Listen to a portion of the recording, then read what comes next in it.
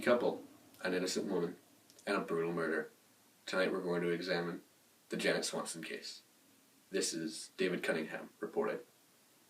Meet Janet and James Swanson, high school sweethearts that got married right after her graduation, and have been living together ever since in wedded bliss.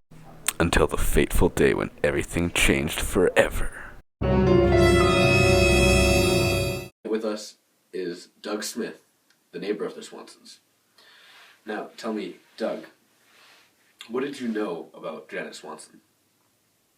She was a very lovely person, always smiling, always said hi to everybody. I don't understand why anybody would want to hurt her. And how were Janet and James as a couple? Were they happy? They were the happiest couple I'd ever seen.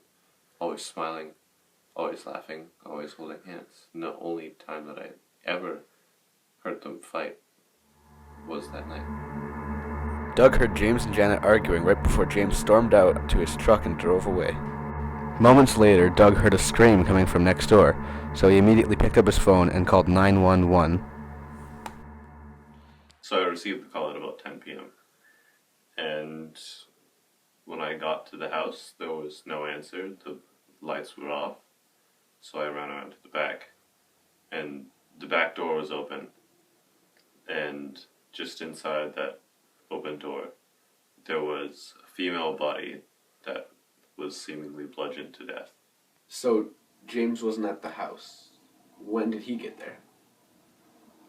James arrived shortly after the paramedics arrived, and he got out of his truck. But the first thing that I noticed was that there was something totally off about this guy. Well, what do you mean by that exactly? Well, I had informed James about the incident regarding his wife, and he didn't seem as emotionally distraught as one would have expected out of a husband. Now, we have some footage of Officer Santiago questioning James the night of the murder. We're going to go to that right now. The incident. What were you doing at the time of the incident?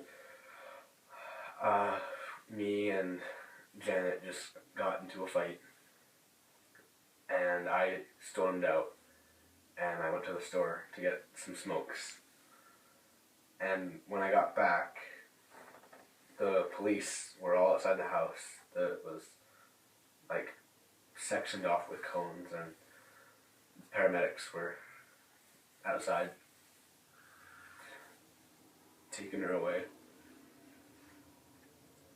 Now you say you got cigarettes. Can I have one of these cigarettes now? Well, I forgot my wallet at home. I couldn't get the cigarettes.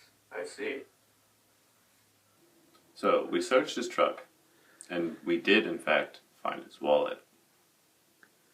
Which means that he didn't go to the store like he said he did.